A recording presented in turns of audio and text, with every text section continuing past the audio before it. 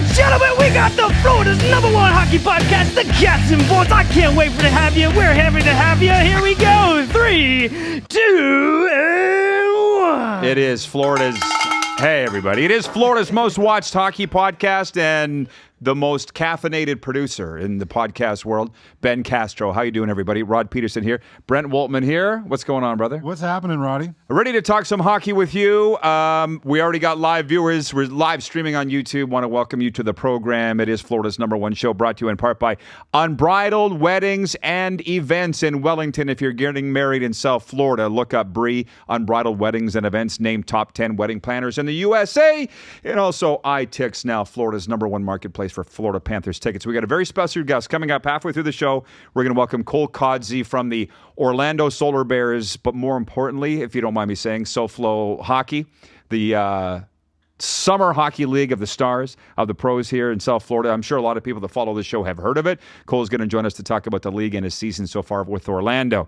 But the most exciting thing to go on in South Florida this week, not the national championship. Not the national championship. Not in my eyes. It was the heavyweight, middleweight bout Monday night. Sergei Bobrovsky and Alex Nedeljkovic of the San Jose Sharks. We're calling this the goalie fight episode, everybody, and you're going to see it in a second.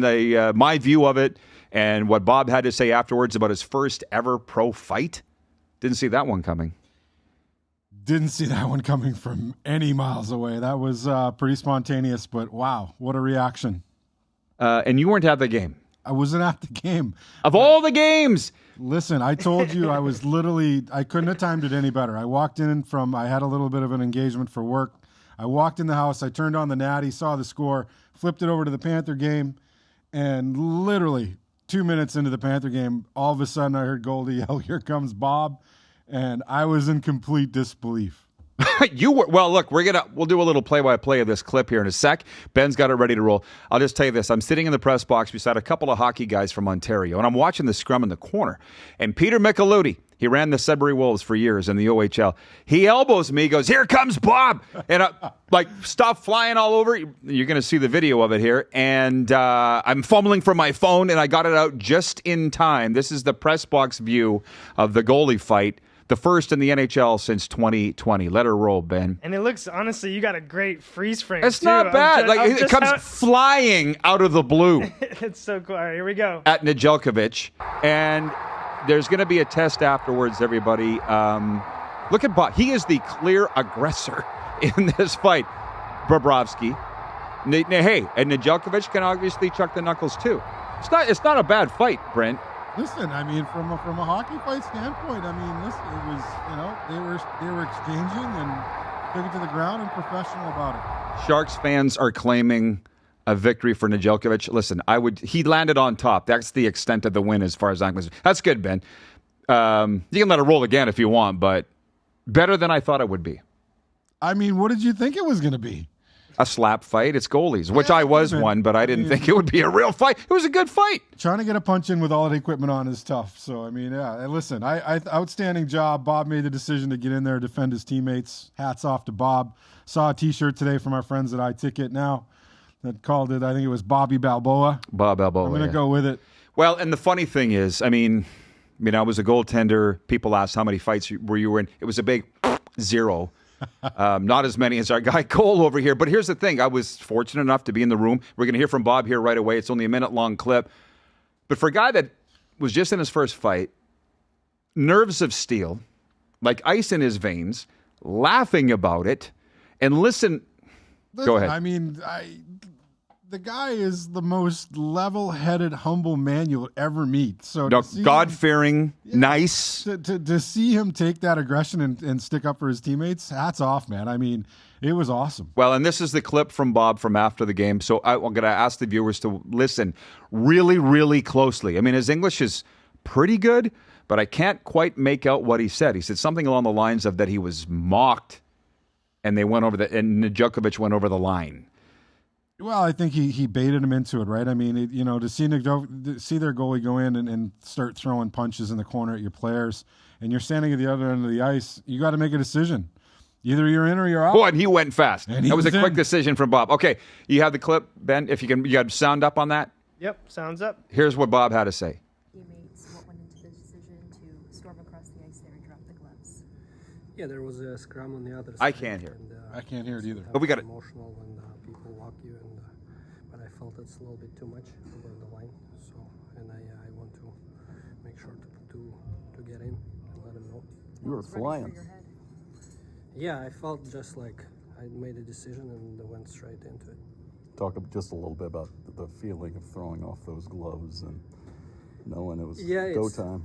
It's exciting, but it's obviously it's not the thing I'm doing for a living, but yeah, it is what it is. So we had a good fight, and unfortunately we didn't have 2 points. That's the most important. I think Goldie said it's a couple Vezinas, couple cups. Now you get to put that on your resume. First one. Yeah, it's the first one. Yeah. Maybe Dave will get a puck and you can take a picture. That's all right. The crowd's reactions, what does that mean to you to have that much support, 19,000 people going crazy? Yeah, that was exciting for sure. That was great. That was emotional. I didn't know that it's going to be that much, but yeah, it was a good feeling. Can that be something that carries beyond this game, kind of a rallying point for you guys, a big emotional moment like that? You hope. It's a game dictates the emotions. You have to be smart too when to be in it and when not to. You have to play the game and feel what's right in the moment. Was it getting a little frustrating? Yeah, there that's in good. that second You can when take it. the rebound Great job, Ben. was- Thank you for that. And that's the comments from Bob about the fight. So we'll move on, but I will say this. I mean, you watch every Panthers game, whether you're at them all or not is a different story, but you're watching them all. And somebody said that Bob is frustrated. I mean, I don't think that was frustration on Bob's part. I don't think so either. I think he just saw an opportunity to defend his teammates. And listen, any one of those teammates that he went down and defended, if something happened in front of his net, they're going to defend him. So Bob took that opportunity as a teammate and went down there and did his thing. And, man, I'll be honest with you. I have not seen the crowd at Ameren Bank Stadium get like that since the playoffs last year. I mean, there was a standing O, for him. And then when they brought him back out, Goalie on TV, it was hilarious. He was like, welcome back to the ring, Sergei Bobrovsky. And to a standing ovation again. So...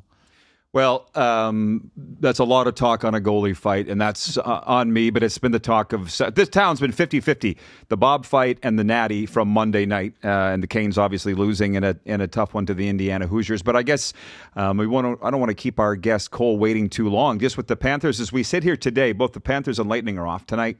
Panthers are 5 points out of a playoff spot. I need to go back and listen to Paul Maurice's news conference from after the game Monday because he said something along the line of we're in trouble here or we're in danger here. And at what point do they get real concerned? Well, I think we talked about it before. Coming into the Olympic break, they really need to sit down and evaluate what's going on. And every game after the Olympic break is going to be extremely important. And they got to go out and win hockey games. That's what it comes down to. Nobody's going to hand it to you on a silver platter. And I think he kind of spoke to that a little bit. And listen, it's playoff crunch time. It's time to step up or go home. Well, and then not good news. We learned today that Seth Jones is not going to be going to the Olympics with Team USA. He's been replaced by Jackson Lacombe. So the injuries keep adding up for the Florida Panthers. My heart goes out to Seth Jones. That's a tough one, man. It's to be named to the Olympic team, and I don't think anybody really would have picked him to be on that Olympic team in the beginning of the year. So for him to play as well as he had and get named to that team and then go down with, what sounds like a broken collarbone issue, that's a tough one, man. Heartfelt for him. Well, and somebody, of course, the press box conversations is probably the biggest reason why I go to the games, to hear the buzz from everybody. And they're asking, will Bill Zito be active leading up to the trade deadline? And I said, well, he always is. And let's just remember something. 3 years ago, when the Panthers appeared in the Stanley Cup final, they lost to Vegas. They were out of a playoff spot for 78% They didn't of they the didn't year. Make the playoffs to the last game of the year. Right. They beat Ottawa. Right. So that's why I'm asking. I think it's reasonable that Paul Maurice would be concerned that they're 5 points out of a playoff spot with a rash of injuries, but they're still a good team, and we've talked about that. They're an excellent team, but Jeff Chicken, when he was here in studio, he talked to it in the GM spot, and I think at this point it's pretty predictable that Zito is going to be active if the deal works for this team. Defensively, with Seth Jones being down, Kulikov being out, they're starting a little get healthy. Listen, there's a lot of excitement back with Matthew Tkachuk coming back to the lineup. We hope that will spark them. Getting Marchand back. I saw the lineup today, I think it was, in practice they had, Verhaeghe, Bennett, and Tkachuk back together, which is something we haven't seen. And, so with the exception of a centerman and a couple of defensemen, I think Zito is going to be extremely active at the trade deadline. And you're starting to see some trades happen now. People are kind of getting ahead of it a little bit. The usual Vegases of the world are right in there as they always are. So let's see what happens. But they got to start winning hockey games. They need to get caught up in points if they're going to be there for postseason. But just before we bring on our special guest, Cole Codzy from the SoFlo Hockey League and Orlando Solar Bears, just about the Tampa Bay Lightning. We talk Bolts too here. First place in the division, baby. Somebody asked me the other day, how's Tampa doing it? I put that to our good friend Jared Dumba on my daytime TV show the other day. He goes, one of the best goalies in the world, excellent players, arguably the best head coach in the world, and experience. Ta-da! First place Tampa Bay Lightning. Happens. Yeah. And listen, hey, if I remember correctly, you picked Tampa to lose at Dallas, but I think they actually beat Dallas and lost at St. Louis. St. Louis, the very next game. I was afraid Tampa fans were going to come after us, that we jinxed them here. I mean, they were going to lose sometime. I think Jared Dumba hit the nail on the head. I mean, come on, this team from top to bottom is they're playing incredible hockey, and it's been a joy to watch. Again, we're coming into the stretch. Let's see what happens. You got guys like Kucherov and Vasi that aren't going to be playing in the Olympics, so they're going to get some well-needed rest. See what happens after the Olympic break. Well, I just had this jolt the other day. I'm like, what if we didn't have a Stanley Cup final in Florida for the first time in 7 years? Don't. What would we do with ourselves? I was going to say it would be an odd June. It'd be really strange. My trip to Canada is planned around the Stanley Cup playoffs for the last 3 years, so I don't know what I'd do with myself. Well, if it's not the Panthers, though, I guess it's the Lightning. But we've been spoiled. I don't think anybody would argue that. Absolutely, 100%. Yeah. Also, we will see you. The Cats and Bolts podcast will be at the Stadium Series. Thank you, National Hockey League, for accrediting Brent and I. We will be at Raymond James Stadium February the 1st, so watch for our coverage from there. Tampa Bay Lightning against the Boston Bruins. Our first road trip of the year. Yours and mine. It absolutely is. Where are we staying? I don't know yet. We haven't gotten that far, but we'll figure it out soon. Well, I was thinking about hotels around downtown Tampa. I'm like, wait a minute. We're not going to be in downtown Tampa. The football stadium is not in downtown Tampa. Yeah, well, there's lots of options. We'll figure it out. Yeah, good stuff. All right. Without further ado, let's bring him in. Cole Kodsi. Dun, da, da, da. You got a drum. Where's your drums, Ben? I know. I got to bring them back. Cole Kodsi, welcome to the Cats and Bolts podcast from the Orlando guys. Solar Bears. Thanks for having me, and guys. SoFlo Hockey League. Hold those knuckles up to the camera, man. You've been fighting on your way in here? Yeah. I don't even know where the camera is. Yeah, it's the one with the light on right there, Cole. Nice. The guy is from Boca Raton, Florida. He's tough because he's from West Boca now. But he lives in Delray now on the beach from SoFlo Hockey, and you're home for a little bit of a holiday. Yeah, home for All-Star break, so getting a couple days off here. Back to it tomorrow. Yeah. Well, it's great to see you. Well, let's talk about what brings you in here today, what we're going to talk about. Yeah, SoFlo Hockey. That's the hot topic, I guess, right? Yeah. Well, I've been following. This is a legit summer league. Hi, Kelly. She's just checked in. She says, hi, Brent and Rod. We'll get to the viewer comments in a second. Oh, now they're all coming in after we open the show. But Cole, I think you can talk some hockey with us. Can't you? Yeah. Panthers and Lightning? Yeah, absolutely. Okay, well, listen, before we get to SoFlo Hockey, I should have you introduce yourself to our wonderful viewers because you're a Boca kid. Yeah, born and raised in Boca, moved to Delray a couple years ago, grew up playing here, for the Junior Panthers organization, Florida Alliance organization, and yeah, I left home at an early age, but fortunate, kind of full circle now playing pro in Orlando for the Solar Bears, which is Tampa Bay Lightning organization. And I'm here for a couple days on All-Star break, and super excited to be here and excited to talk some shop. So I'm glad that you spent some time on your break with us. I know Brent's got some questions about your hockey development. Go ahead, Yeah, Brent. listen, I mean, you obviously grew up a Panthers fan, and coming through that Panthers organization, and we're seeing more and more players make it to the NHL. The Jacob Chikrins, I think it is Sabrango. He's a Junior Panther, right? Sabrango? Yeah. What was the kid that they brought into Florida? You guys all probably played together. Yeah, there's a lot of players. It's definitely increased over time. But I mean, you got guys like, Chikrin and Brandon Duhaime. He's in Washington. You got Andrew Peak for the Bruins. So those guys were kind of my, I'm a little younger, but they were my mentors and sort of, the guys that we looked up to. We as in, players my age. I'm 2000 birth year.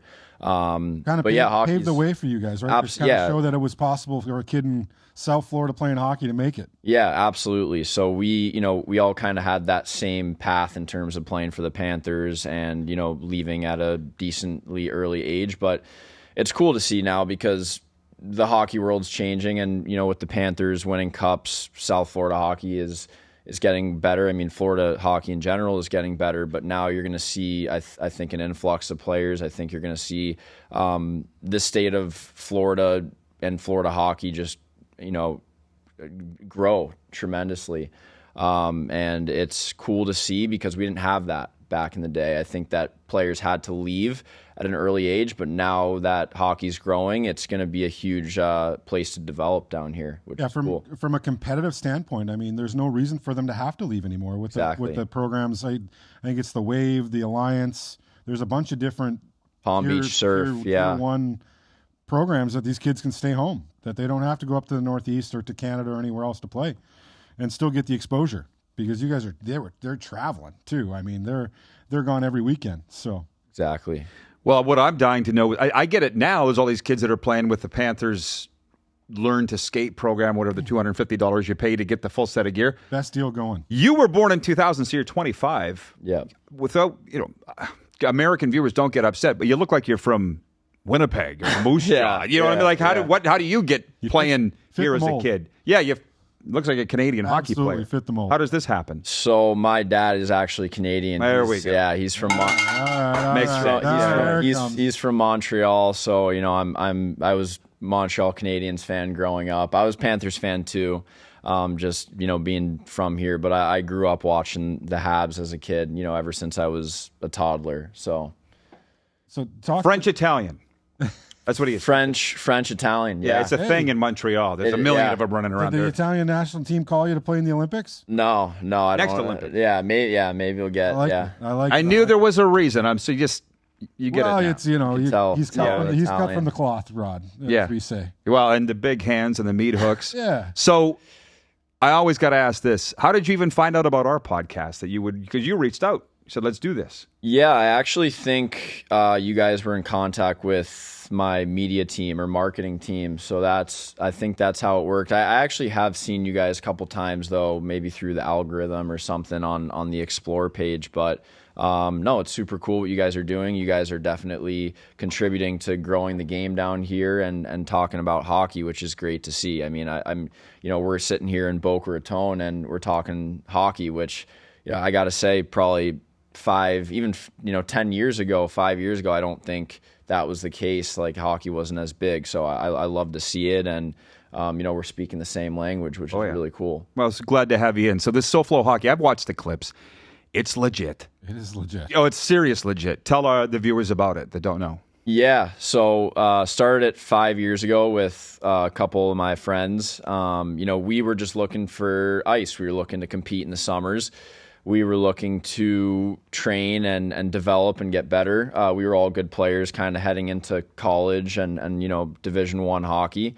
And again, we were fortunate to train and be around these older players, right? Like Duhaime and Peak, Steven Kampfer, he's older now and he was kind of coming up through the ranks. And, it's a really cool concept. We were drafting teams. We ended up, playing and competing over the years and started to bring on more and more NHL players, and it sort of hit. And now it's turned into, a league as much as a cool lifestyle brand, a media platform. We're getting into selling tickets this summer. We're selling merch. We're kind of capturing the personalities off the ice.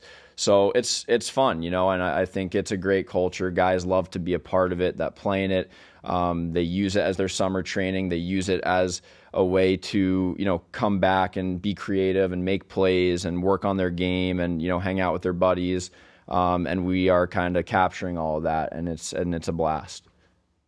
Very cool stuff. I mean, talk a little bit about, some of the players that are playing in it, when it starts, when it ends, how these people will be able to get a hold of tickets and merchandise, so on and so forth. Yeah, for sure. So we typically start after July 4th.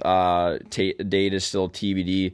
We're running some cool events this summer, like health and wellness events and, pickleball events. We're kind of getting into that as well. We have exciting news coming that won't be announced for another probably month, but we are shifting facilities and we're kind of changing our format and structure, which is super cool.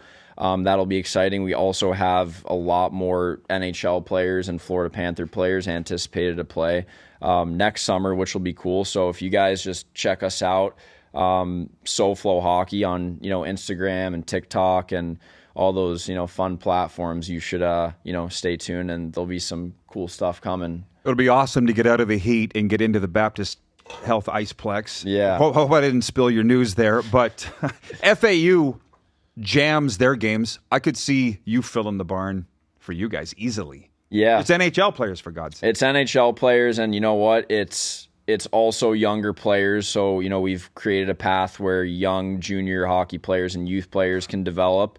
They can kind of be learning from the older players, whether they're in college or pro. And we have guys that are ex-NHL players too. We got tons of guys that played at the Division I level. Name some of the names. Oh, well, we got Steven Kampfer. He played in the NHL over 10 years. He's an Olympian. He's a big-time SoFlo ambassador, and I was actually just at his new gym. It's called Matterhorn in Fort Lauderdale, so a bunch of the boys will be there. I mean, we got, Scooter Vaughn. He played in the American League. We got tons of ex-KHLers that played in Russia, so it's a blast. The diversity in age and skill level, it's cool to see because we have so many different players, and it's not just like NHL players and pro players. It's a blend of everything, and it makes it super exciting and kind of helps grow the culture. The coolest thing about it too is the format, right? It's 3-on-3. Going to 4-on-4? It's 3-on-3, 4-on-4 is the plan. Yeah. I mean, who doesn't love a hockey game in overtime going 3-on-3 and 4-on-4? I mean, it's exciting to watch. It's open ice, right? You guys are playing full rink? We play in that mini sheet at the rink on the beach. That's kind of been the model. But yeah, as you said, it's super cool because we kind of have that, pond hockey feel with like the street hockey, street vibes, right? So you get a blend of the, structure and the high competition that I think fans really like to see, and that's what we're, going for, and people love it. So go follow SoFlo Hockey on Instagram. That's where I follow you, but did you say Facebook and Twitter too? Yeah, it's on everything, YouTube, Facebook, TikTok. Instagram, TikTok, yeah. Yeah, because the clips are on there. Like, guys are going after each other. Didn't Zadorov hit somebody from behind or something in it? Yeah, he's laying open ice hits. The goalies, I mean, I heard you guys talking about Bob. Like, the goalies we've had a couple goalie instances in the past. It's cool because you see the NHL players, these guys are going hard in the summer and they're physical, and I think guys are super respectful. Obviously, there's no cheap shots, but you do have that, intense competitive environment where, guys are laying open ice hits and playing the game hard. So it's not rec and it's not practice. Yeah, it's games. Yeah. They're out there training, right? So right. That's it's real. Fans will love it. Yeah. What's your dad do for a living?